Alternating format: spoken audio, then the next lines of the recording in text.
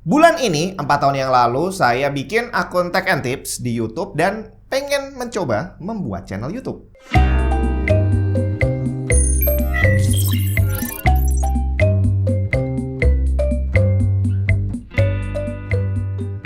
Sebenarnya sih, bikin channel YouTube ini bukan cita-cita dan bahkan saat itu pun nggak kepikiran bahwa bakal punya channel YouTube yang bisa berkembang sampai seperti hari ini gitu ya. Jadi waktu itu tuh lebih karena terpaksa, nggak ada kerjaan lain, jadi daripada nganggur ya udahlah iseng-iseng bikin gitu kan. Secara 4 tahun yang lalu, tahun 2020, itu adalah saat pertama kalinya COVID mulai menyebar bre. Dan saya hampir senasib dengan banyak orang di luar sana. Akhirnya saya harus kehilangan pekerjaan. Tapi yang pasti nggak ada lagi pekerjaan saat itu yang bisa saya lakukan.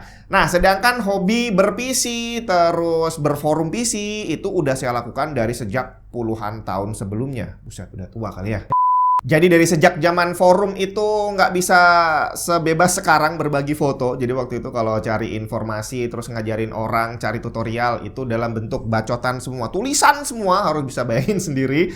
Dan sekarang bisa berkembang, kita udah bisa lihat gambar dengan sangat gampang. Pokoknya udah perkembangannya bagus banget lah dunia PC ini ya. Jadi saya udah ngalamin masa-masa itu dan akhirnya di saat saya harus kehilangan pekerjaan, terus ya udah nggak ada lagi yang bisa saya lakukan, cari kerjaan baru nggak gampang, buka usaha baru juga nggak bisa karena sangat dibatasin, keluar rumah aja nggak boleh waktu itu kan. Akhirnya semua usaha yang bisa dilakukan saat itu adalah online, dimana di rumah istri saya akhirnya kulineran, buka GoFood gitu kan. Tapi karena saya nggak bisa bantuin masak sama sekali, saya jadi tetap pengangguran. Kebetulan ada satu orang teman saya, dia punya usaha warnet yang saat itu juga harus tutup karena COVID. Akhirnya kami berdua, ya udahlah daripada bengong, bikin sesuatu aja yuk yang kita bisa kerjain bareng-bareng. Ya udah, coba aja bikin YouTube dan akhirnya jadilah. Saya bikin YouTube barengan sama satu orang teman saya yang sekarang duduk di belakang apa di depan kamera ya. Halo, halo. Halo. Kita lihat aja, kenalan dulu ya. Nah, singkat cerita, walaupun kami berdua ini adalah penggila PC, tapi kami bukan penggila gadget. Jadi selain PC, nggak ada apa-apa lagi yang dipunya di rumah. Jadi waktu awal menjalankan YouTube itu, ya nggak ada background sama sekali tentang bagaimana cara ambil foto yang baik, cara ambil video yang baik itu nggak ada. Gimana cara ngatur lampu, nggak ada yang tahu. Udah gitu peralatannya juga nggak ada, kamera nggak punya, HP juga HP jadul. Jadi tahun 2020 itu adalah tahun dimana iPhone 12 sudah dirilis gitu ya. Tapi saat itu saya masih pakai iPhone 5S bre. Ketinggalan berapa tahun saya sampai nggak ngitung dan nggak peduli. Karena prinsip hidup saya kalau masih bisa dipakai dan masih layak, kenapa harus diganti? Nah, waktu itu sempat nyobain pakai 5S, dicoba untuk syuting gitu ya, ambil gambar. Ya bisa sih, tapi secara kualitas gambar, karena waktu itu saya juga belum tahu gimana caranya memproses gambar biar bisa kelihatan lebih bagus. Kalau dibandingin sama channel lain yang udah ada, ketinggalannya jauh banget. Apa iya bisa laku kalau gambarnya kayak gini? Akhirnya setelah cari tahu sana sini, diputuskanlah membeli sebuah kamera DSLR tua pastinya, Canon 550D, harganya 2 juta lebih dikit. Dan udah, akhirnya pakai kamera itu beberapa lama, sampai akhirnya nggak lama kemudian kameranya meninggal bre. Dan udah, setelah kameranya meninggal, saya nggak punya duit lagi untuk beli kamera baru. Bahkan yang 2 juta pun saya nggak punya duit untuk beli kameranya. Terus yang saya lakukan waktu itu adalah jual TV. Saya pasang iklan, jual TV. Terus kebetulan ada orang nawar, bukan untuk beli tapi untuk barter dengan iPhone 6s. Saya iyain, orangnya datang ke sini, tukeran lah udah TV-nya diambil, iPhone 6s-nya dikasih ke saya, dan langsung saya jadikan kamera utama. Cuma satu itu doang kameranya dari iPhone 6s, dan iPhone-nya sendiri masih saya pakai sampai sekarang, walaupun sekarang udah bukan jadi kamera lagi. Nah, sekarang udah 4 tahun berjalan, kira-kira apa yang sudah berubah? Apakah peralatan Tech and Tips sekarang udah canggih banget? Soalnya denger-denger jadi YouTuber tuh enak banget bre, duitnya banyak, kaya raya, modal bacot dapat duit, kurang enak apa coba? Jadi harusnya Tech and Tips sekarang juga udah canggih banget. Nah, hari ini saya pengen kasih tunjuk peralatan produksinya Tech and Tips itu seperti apa. Hari gini jangan sampai ketahuan kalau Windows kamu bajakan. Malu bre. Paling aman sih beli original aja. Di cdksales.com kamu bisa beli Windows original dan dapetin diskon tambahan dengan menggunakan kode voucher TNT saat pembelian. Pembayaran bisa dilakukan menggunakan GoPay maupun OVO. Setelah pembayaran selesai, kamu akan dapat serial number yang bisa langsung digunakan untuk mengaktifasi Windows kamu. cdksales.com juga menyediakan game dan software original lain seperti Microsoft Office. Selengkapnya cek link di bawah. Dari kamera Sony A6400, ini harganya bervariasi tergantung lensa dan paket lainnya. Kisarannya bisa antara 13 juta sampai 20 jutaan. Dan kalau kamu lihat di videonya Tech and Tips yang modern ya, itu pakai 2 kamera. Jadi iya butuhnya 2 bre. Kemudian lampu sorot Godox 1,4 juta ditambah softboxnya 1,1 juta dengan standnya 350.000. Jadi total sepaket hampir 3 juta. Dan ini butuh 3 set. Jadi dari kamera sama lampu aja udah bisa dibayangin berapa duit yang harus dikeluarkan. Ternyata semua itu masih angan-angan bre. Bukan itu yang saya pakai. Peralatan yang ada di sini semuanya masih sangat sederhana dan sebagian besar itu adalah peralatan yang sudah saya pakai dari sejak awal saya menjalankan channel ini sampai hari ini. Nah, untuk kameranya tadi udah saya bilang saya pakai 2 kamera ya kan, yang ini sama yang itu. Dan kamera yang saya gunakan adalah dari iPhone, tapi jangan dipikir seperti iPhone yang dipakai sama mas-mas ganteng gitu ya, yang lensanya gede-gede. Enggak, yang saya pakai iPhone tua bre. Awalnya cuma bisa beli satu iPhone 10, tapi pelan-pelan nambah satu, dimana saya baru bisa beli setelah harga iPhone-nya menyentuh 3 juta. Semuanya saya beli second karena udah nggak ada yang baru, dan salah satunya bisa saya dapat murah banget karena ada minus bodinya pecah bre. Tapi selama fungsinya masih bagus, nggak jadi soal. Kemudian untuk lampu juga masih jauh dari lampu Godox yang tadi saya sebutin. Itu adalah lampu angan-angan saya. Jadi yang saya pakai saat ini dari TAF Studio, standnya 50 ribuan. Softboxnya harganya cuma beberapa puluh ribu, saya lupa mungkin 70 ribuan kali ya. Kemudian lampunya pakai lampu rumah biasa yang bisa dibeli di toko listrik. Ada satu lampu dari Godox yang saya pakai, model LED tipis, biar gampang dibawa kemana-mana kalau harus ada shoot di luar studio. Harganya kalau nggak salah 900 ribuan. Ini dia bisa diatur brightness dan white-nya. Kemudian mikrofon. Awalnya saya pakai mikrofon kondenser yang nongkrong di atas meja gitu ya. Ada beberapa kali saya gonta-ganti untuk nyobain mana yang paling enak. Tapi akhirnya ujungnya malah pengen kalau tampilannya itu bersih, nggak ada mikrofon sama sekali. Dan akhirnya diputuskan kembali menggunakan ya, jadi bukan baru, karena waktu itu sudah dibeli sejak lama, pakai mikrofon lavalier yang ditempel di sini nih, diumpetin di bawah kaos. Iya, jadi gede-gede. Oh enggak, saya nggak gini. Nah, di sini mikrofonnya ya. Dan ini jangan kamu bayangkan dia adalah mikrofon yang super mahal. Yang saya pakai ini adalah mikrofon lavalier pakai kabel yang harganya cuma 135.000 dari Boya, bre. Saya ada beberapa yang udah pakai wireless, jadi ada mikrofonnya 2 dan ada receivernya 1 gitu ya, yang biasa dipakai orang-orang itu.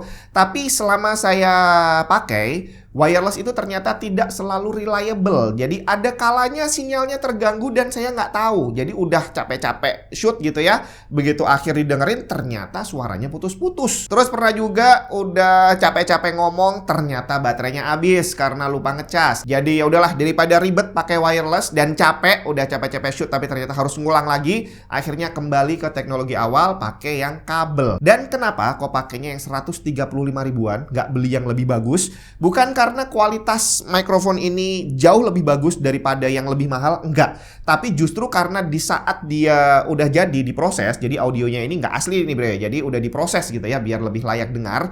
Ternyata setelah diproses, selisihnya dengan mikrofon yang lebih mahal itu tidak terlalu jauh. Artinya dibandingin harganya yang mungkin selisih 1 juta atau 1,5 juta, kayaknya kurang worth it. Lebih baik dananya dialihkan untuk belanja yang lain. Karena terus terang di sini budgetnya mepet bre. Jadi ya udahlah, selama masih bisa dipakai dan masih layak kualitasnya, kenapa harus diganti? Nah, tapi kalau gitu udah jalan nih channelnya 4 tahun beroperasi, tapi kok peralatannya masih gitu-gitu aja. Apakah channelnya nggak berkembang? Nggak punya duit ya? Ya alhamdulillah perkembangannya ada. Cuma jadi di awal saya memulai channel ini, PC yang ada cuma 1 bre, yang layak untuk dijadikan PC kerja ngedit gitu ya. Itu cuma 1 dan pakainya gantian. Akhirnya prioritas belanjanya adalah bikin PC 1 lagi. Nah, setelah itu berhasil tercapai, ternyata testing hardware itu sudah mulai banyak. Dan di awal dulu kalau mau ngetes sesuatu itu harus gantian juga sama PC yang ada. Lagi dipakai kerja tapi ternyata harus ngetes prosesor, harus ngetes RAM, harus ngetes SSD gitu kan. Akhirnya nggak efektif juga. Karena begitu ada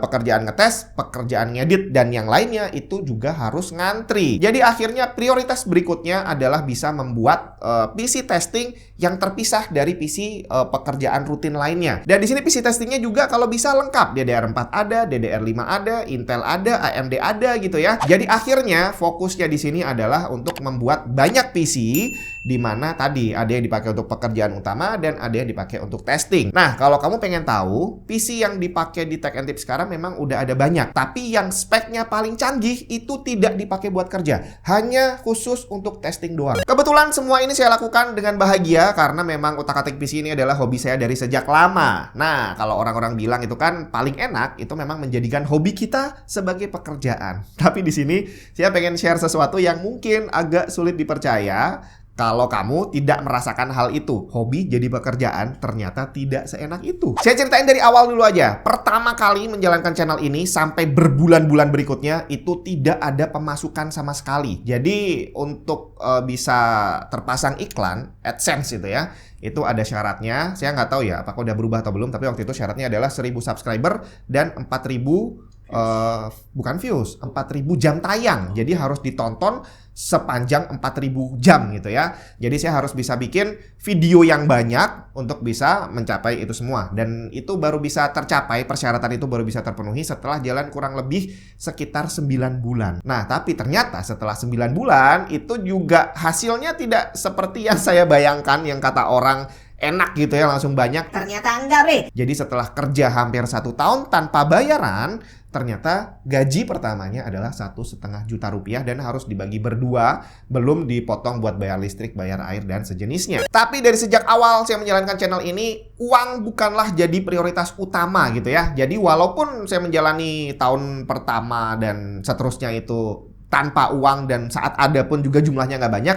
saya nggak keberatan dengan itu karena memang itu adalah hobi saya. Saya senang banget bukan hanya ngutak-atik PC, tapi saya senang banget sharing kayak gini nih. Soalnya kalau uang adalah prioritas utama saya, berarti sekarang ini harusnya Tech and Tips udah bisa upload video mungkin 6 kali dalam seminggu atau mungkin 7 hari seminggu itu upload full. Tapi pada kenyataannya enggak, Bre. Sekarang ini saya cuma upload sekitar 3-4 video seminggu karena saya nggak mau terlalu ngoyo. Capek, bener-bener capek. Jadi kalau tadi orang bilang jadikanlah hobi kamu sebagai pekerjaan biar kamu menjalankannya bisa happy, itu tidak 100% benar. Memang iya, karena hobi saya jalaninya jadi lebih ikhlas gitu ya. Tapi minusnya adalah kalau dibandingin zaman dulu saya kerja, waktu saya kerja dulu bukan saya nggak suka dengan pekerjaannya, tapi memang bukan hobi saya. Jadi saat menjalankan itu dan dengan segala konflik yang ada di sana, ada rasa berat gitu untuk jalaninnya. Tapi saat itu, begitu lagi libur, saya punya kegiatan lain untuk menjadi pelipur lara. Ngegame, utak-atik PC, upgrade hardware, dan sejenisnya. Yang saat itu benar-benar menjadi refreshing buat saya dari kegiatan pekerjaan yang sudah sangat menjenuhkan. Sekarang nggak bisa, Bre. Ternyata walaupun pekerjaan yang kamu lakukan itu adalah pekerjaan yang kamu sukai, begitu jadi pekerjaan rutin yang harus kamu lakukan berhari-hari dan bertahun-tahun, akhirnya jadi bosen juga. Rasa bosennya kurang lebih sama seperti saat zaman dulu saya masih kerja di kantor gitu ya. Cuma bedanya kali ini saya sudah tidak punya lagi pelipur lara, Bre. Mau ngapain lagi? Mau utak-atik hardware? Kerjaannya tiap hari utak-atik hardware. Mau main game? Setiap hari juga udah ngeliatin game. Jadi akhirnya sekarang jadi bingung. Mau gimana nih? Lagi off gitu ya. Lagi ada waktu luang. Mau main game udah nggak asik. Jadi harus berusaha gimana caranya untuk cari kegiatan lain. Hobi baru lagi. Mancing, Bang. Mancing kerusuhan, coy.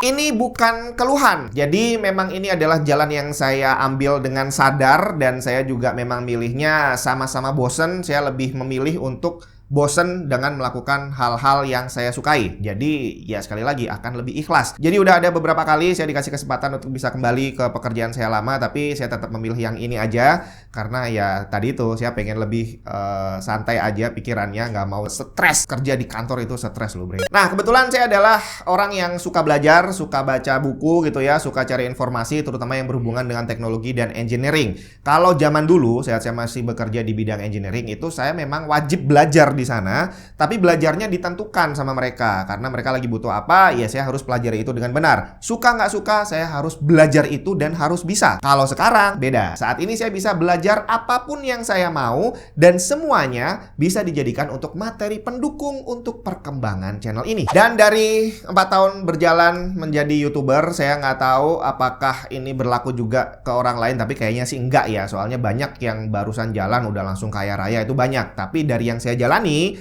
dengan konsep yang saya jalankan sekarang ini, Tech and Tips ini bukan jalan untuk cepat menjadi kaya. Mungkin kalau saya bumbui kasih joget-joget gitu ya, atau kasih nyiram air sambil dapat saweran gitu, mungkin bisa saya jadi cepat kaya, tapi sayangnya bukan itu konsep dari Tech and Tips. Di sini saya pengen membuat sebuah karya di mana karyanya ini ya harapan saya bisa membantu orang lain juga mendapatkan informasi tentang dunia PC dan teknologi dan game gitu ya. Dan kebetulan yang saya jalankan ini ada timbal baliknya secara finansial, walaupun tidak seperti yang dibayangkan orang-orang. Dapatnya banyak banget, mobilnya baru 1 tahun udah langsung ganti yang mewah gitu ya. Enggak bre, yang di sini biasa-biasa aja. Jadi terima kasih banyak buat yang udah mendukung Tech and Tips sudah bisa berjalan sampai 4 tahun ini. Cuma sayangnya hari ini saya belum bisa bagi giveaway. Cuma targetnya dalam tahun ini saya udah janji akhir tahun kemarin kalau akan bagi-bagi giveaway-nya PC 1 set yang udah jadi. Jadi sekarang tinggal